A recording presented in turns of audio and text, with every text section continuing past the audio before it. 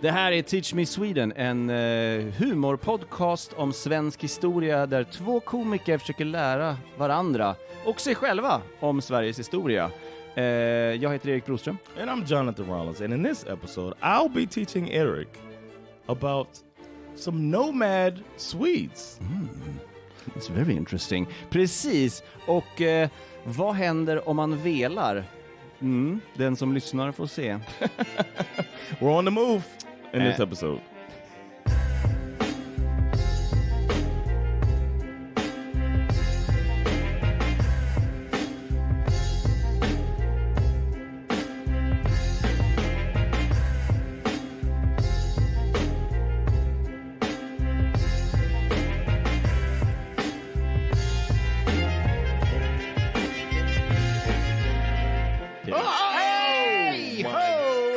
Snuck up on me. Där var han! Jag kollade under bordet, ingen Jonathan. Nope. Jag kollade i din väska, ingen Jonathan. Nope. Sittades till vänster om mig, där var han. And I was looking for you, buddy. Oh yeah.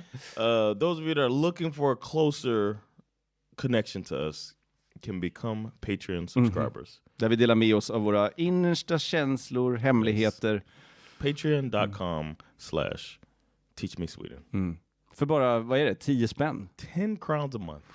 And you can get video of this. You can get ad-free episodes, so you don't have to hear those pesky commercials. Yeah. With stuff that may or may not be things that we use.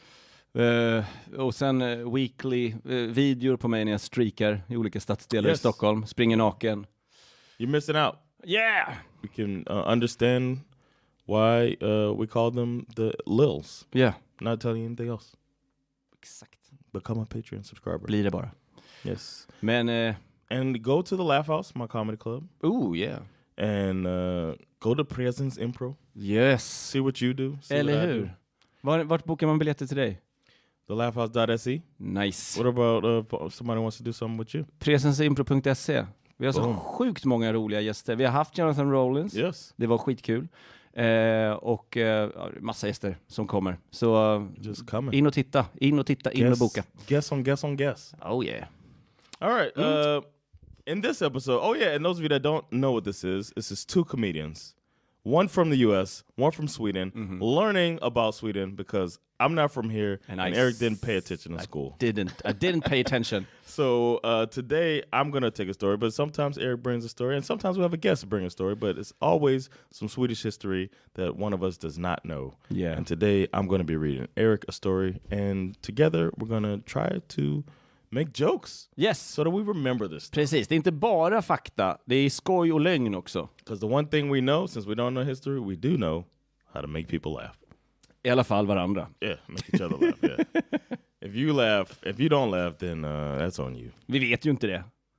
Jag går och lägger mig varje natt och tänker, idag skrattade tusentals människor. It's like, are they, am I bombing? Det finns inget sätt att veta. Det kan vi inte göra. It just dawned on me, somebody could probably listen through an entire episode and not laugh. Nej, jag tror inte det. Yeah, that's true. It's impossible. Okej, om de inte gillar att skratta. No negativity. Men varenda lyssning som vi vet att folk har gjort betyder ju kanske att de tycker det är bra. And the fact that it's more people listening. Exakt. Vi växer. Vad sa ni nu då? All right. Okay. Let's get into it. First off, I have to thank Christopher for this topic. Shout out. And thanks for listening. Christopher was one of the people that sent us Kalabaliken i Bender. Vad kul! We got multiple, and he commented on that too. Kul, vad roligt. So I finally got around to doing this episode. Nice.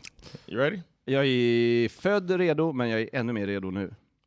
As you already know, and the listeners too, if they've been listening, the countries of this region of the world were rather fluid for centuries as the result of different wars and conflicts and treaties and whatnot. As of... Were you moved? I was moved. I was moved by a burp. As late as 1720, what is today known as Estonia, this is just an example, was part of Sweden. Yeah. Because Sweden, you know, this shit was fluctuating. In the 1700s, a landowner named Stenbock. Oj. Stenbock. Bra namn. Yeah. He had a legal dispute going on regarding his land. I don't know if Stenbock is his first name or his last name. Should be his last name. It's just a dope-ass name. It's a dope. It sounds like a last name, for sure. Hej, vad heter du? Stenbock Karlsson? Nej. Nej. No. But the land was in a place called Dagö. Dagö? Mm-hmm. Dagö. So it was an island? Okay, maybe. I'm guessing that, yeah. Yeah. I'm proud of myself for having that same thought when I read it the first time. It was an island by day. But at night, a peninsula. Yes. So he was forced to move. They were like, you need to leave her. Oh. Not just you, Stenbock. The entire community needs to fuck off. Why? He didn't know where he and the others were going to go. Uh-huh. And they were supposed to move an entire village. So they're like going back and forth with Russia about this. Like, you gotta go. Shit. Russian Empress Catherine II resolved the land dispute. And she said, you know what, Stenbock and you others, this whole village of 1,000 people, you're going to get 13 hectares of land in the new Russian government, which is present-day Ukraine. Okay. And they had just gotten that area from the Turks. Okay. So they're like, this is going to be for you, Stenbock, former Sweden. Y'all are going to go, boom, to Ukraine area. Okay. Right? Uh-huh. The Dog people, the Day Island. Yeah. They and the in the city as the in the city name might suggest were fishermen. Oh, yeah. They're fishermen. Of course, yeah. The Dog people are fishermen. And they were sent to their new town in August of 1782. The journey there, from Dog to this new Russian government place took 9 months. Shit. And they were escorted, like by military. So they had military escort for this 9-month trek. Wow. Right. And more than half of the people in the village, mainly children and the elderly, herregud, died on the trek, God. on the journey, due to cold weather and disease and the like. Men har du berättat varför de var tvungna att flytta? There was a land dispute. There was just like there were these like it was all shape, it was all moving and stuff. And they're just like, this isn't yours anymore. Vad sätter de i Borås eller någonting? Vad fan? Varför måste de åka över till Ukraina? Okej, fortsätt. There's a new part of they're like, we need to populate this. Let's send the Swedes. Send the children and the sick. The old one. The one with the walker. They're gonna need someone with a walker. Hey, you got a Michael Caine over here. It's a white walker. Yeah. Oh. Oh my God. So women and children, old people and children were dying, you know, a lot of them, but, you know, some men too, of course. Yeah.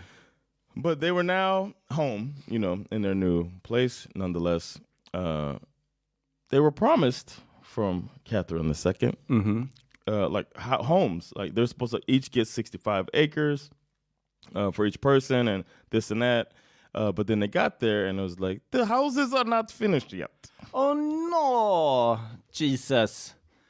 It's a work in progress. Oh my God. So, this stuff, it takes time. Yeah. So, we run out of nails. You can get, we get nails, but 2 months to 3 years. But they, exactly 2 months to 3. So the land wasn't really like this part. I don't know if you've seen Ukraine on the map, but det är inte mycket vatten. So much. These fishermen are in this new place that is There's no... Det finns vatten i södra, men säg att det är norra. Säg att det är norra Ukraina. It's not prime fishing area. Oh my God. So they were... You are now farmers! Oh my God. So these people are now farmers thanks to Mother Russia. Släng ut nätet på åkern. Se vad ni fångar. Like, all right, I got my pole, I got my line, I got my hook. How do we make corn?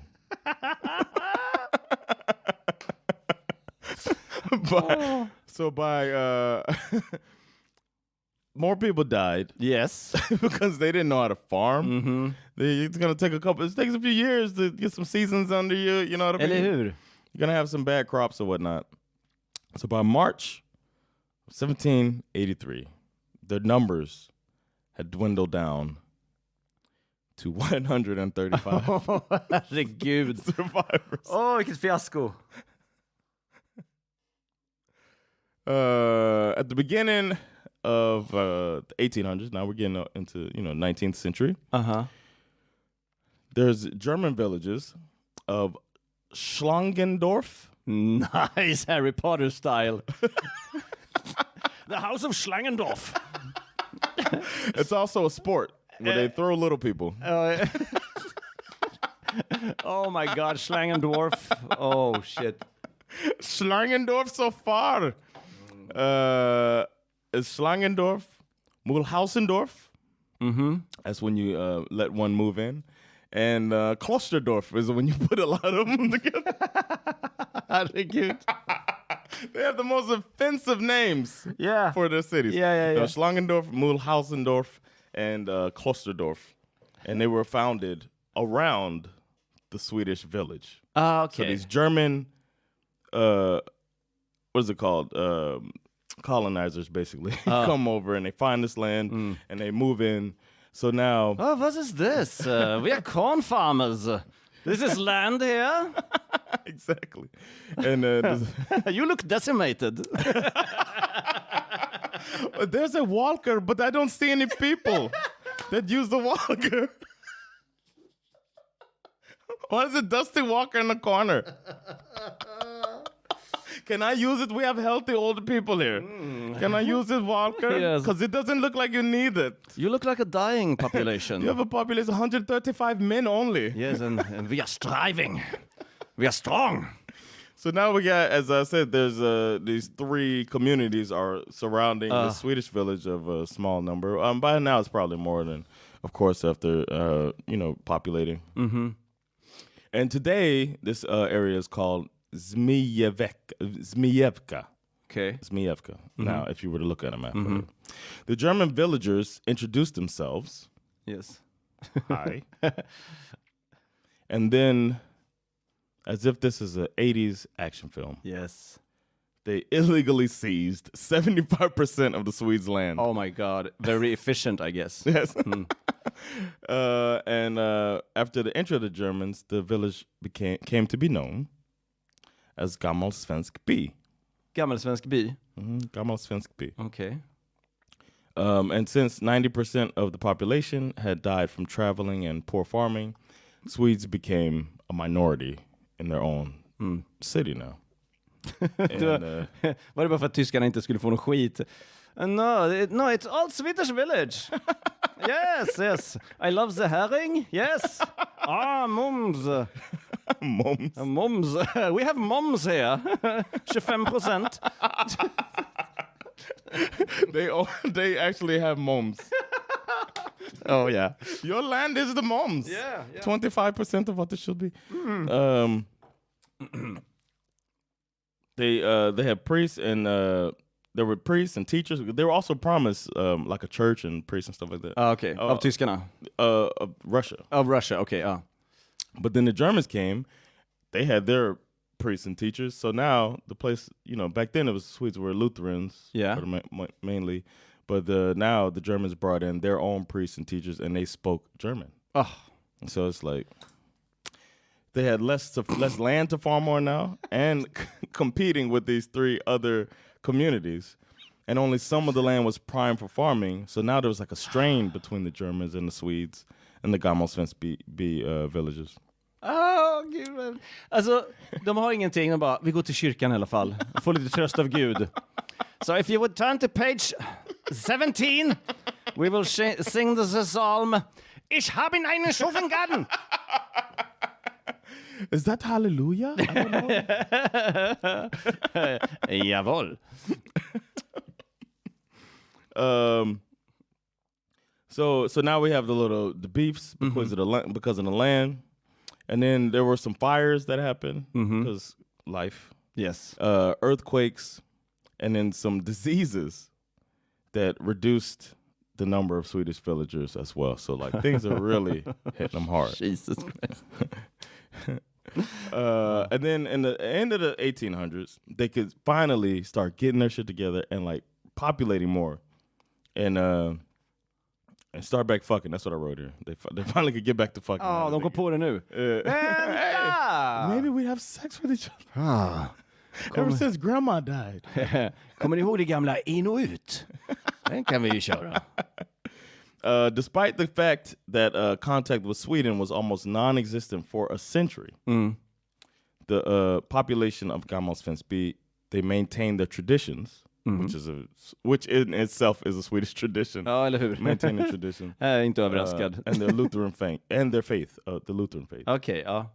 And they also continued to watch SVT. Yes, as you do. And they had julkalender. Ja, för fan. Kalle Ankas julafton, kom igen nu. They also retained their old East Swedish dialect. Ja. Even though they lived there. Är det lite finlandssvenska då, eller? I'm guessing that, yeah. I guess, yeah. Probably. Jag kan inte fiska längre. Hur gör man majs? Potat, nej. De är på vägen. Det är konst. Potatis har man i fönstren, din dumsnut. At the end of the 19th century, some ties with Sweden were reestablished. Okay? Because they have the internet now. Ja, just det. Hur är läget? I'm on the Facebook. Considerable sums of money were collected both in Sweden and Finland to build a new Swedish church for them. Huh. And it could be inaugurated on May 1st of 1885. The church cost 15,000 rubles. I forgot to look at how much this is now. And 6,000 were collected in Sweden through Prince Carl. So they're trying to... Tack, Carl. Swedish visitors became more and more common. Like, oh, Gammalsvenskby, let's go check it out, you know. And some villagers even subscribed to Swedish newspaper. Jaha. Yeah, so they had Aftonbladet. Vilken jobbig tidningsrunda. Just throw it. Throw it. Is it by the water? No. It's a farming community. God damn it. Så inte flaskpost då? Nej, okej. And then something that we mention a lot on this podcast, and just in general, World War I. Yeah. Came out. Communication channels were broken again after that, of course. They lose, people focusing on the war. An extensive famine broke out. Oh. Yeah, because all their potatoes were up on the wall. Ja, är de fortfarande fiskare?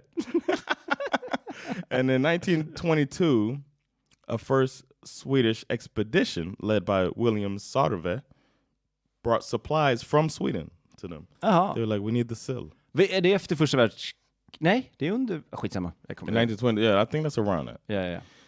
And then there was a Russian Revolution. I don't know much about that. I had never heard of Russian Revolution until I read this. You haven't? So I don't know.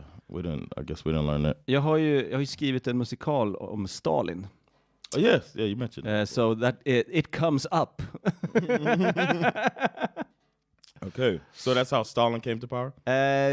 Indirectly. Jag tror att den heter väl typ Oktoberrevolutionen. Jag kommer inte ihåg. Det är 1917 kanske? Jag vet inte. Okay. I alla fall, det håller på. Och Lenin tar makten. Och Stalin nästlas in och blir som en andrahandsman till Lenin.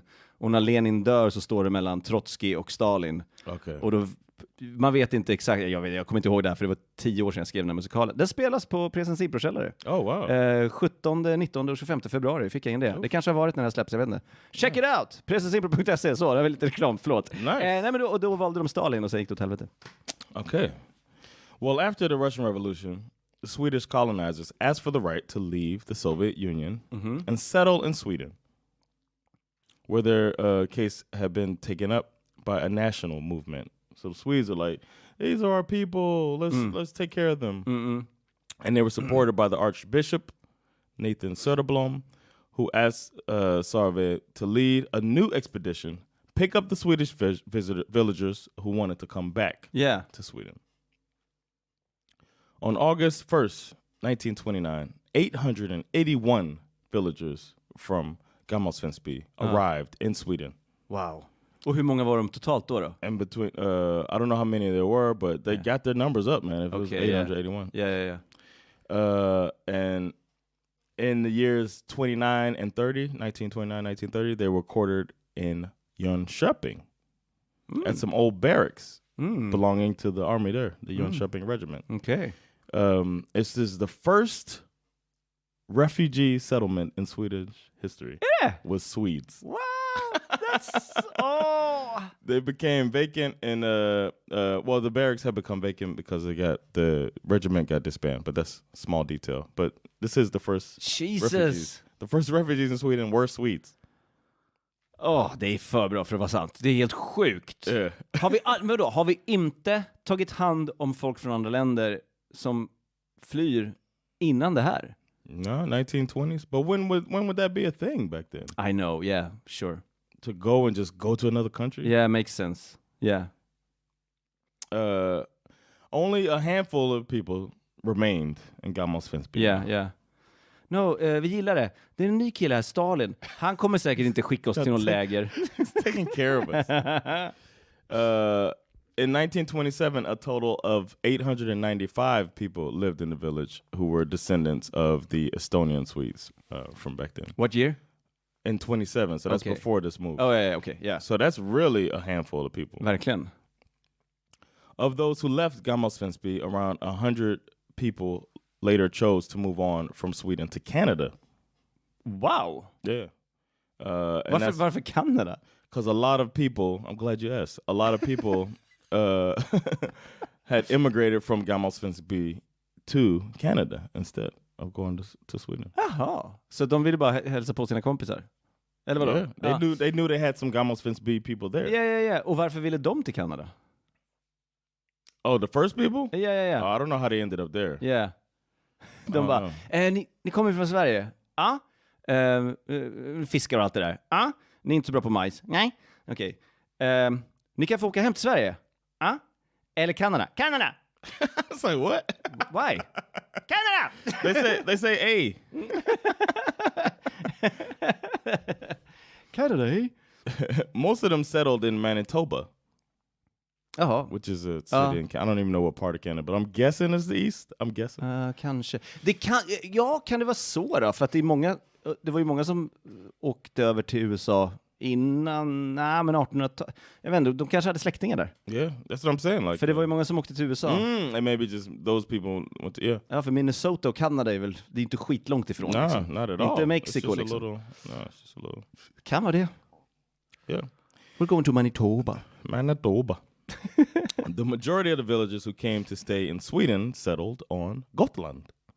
Oh. Why not, right? They're like, finally, water. Dage. I Gotland. Whatever. Their descendants today have a museum about the history of Estonian Swedes in Gotland's Roma. I've never been to Gotland, so I thought you might know that. Despite their common background, they were not allowed to stay in a coherent society. They were immigrants in a country going through a severe economic crisis, and they were sometimes met with hostility by the local population. Imagine that. Wow. It's like, wait a minute. Tror inte att ni är svenskar, era jävla svenskar. Åk hem till Sverige. Fan också. Exactly. Go back to your country. I did, man. Motherfucker. You keep trying to farm with a fishing rod. It's weird. You're weirding us out. Antingen det eller så slänger ni majskolvar i vattnet. Vi är trötta på det här nu. Get your shit together. Nobody likes you. Soon some of the villagers started talking about returning to the Soviet Union. Nej men vad fan! Like, they said go back to their country. I'm gonna go back to my country. This was actively supported by Sweden's Communist Party. Ja, såklart. And the first families returned before the turn of the year between 1929 and 1930. Wow, så de var inte här så länge heller? They're just like, you know what? I can't do this refugee shit. 26 families returned to the Ukraine SSR. Alltså, förlåt. Om du inte klarar av att bli utskälld av en gotlänning. Then you don't belong here. No, I mean, det är den charmigaste, godaste dialekten jag någonsin har talas om. Och de har ju inget skal alltså.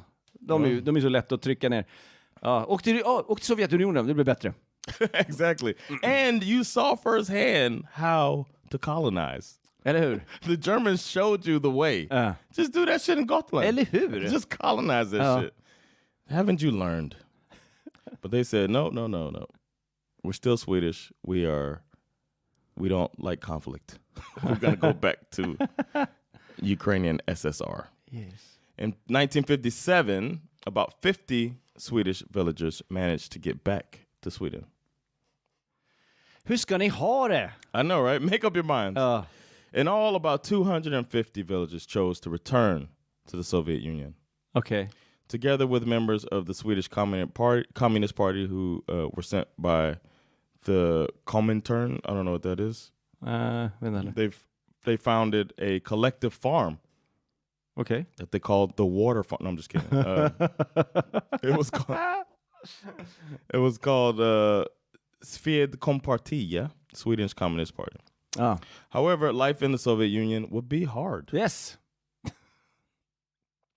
There was a famine 1932 to 1933, and it gave rise to the proposal to return to Sweden, where some villagers wrote on the list, I'd like to go back. Yep. This led to the arrest of 20 people by the GPU secret police. Yes. I know where they ended up. 5 of them were jailed. Mm-hmm. Several villagers were killed in Stalin's purges in the following years. Yes. Stalin, who they thought was a good idea. When World War II broke out and Germany attacked the Soviet Union, the Ukraine SSR was invaded. Damn. It's not going good for them, man. No, All he wanted to do was negotiate with Catherine II and figure out some stuff. Shit. When the German soldiers marched into the village on August 25th, 1941, they were initially welcomed as liberators. Uh-huh. When the German army had to retreat in 1943, the Swedes were evacuated together with the Germans in the area. Many ended up in the Krotoshin in Warthegau in occupied Poland. Mm-hmm. Almost 150 were captured by the Soviet authorities at the end of the war and sent to the gulags. Yeah.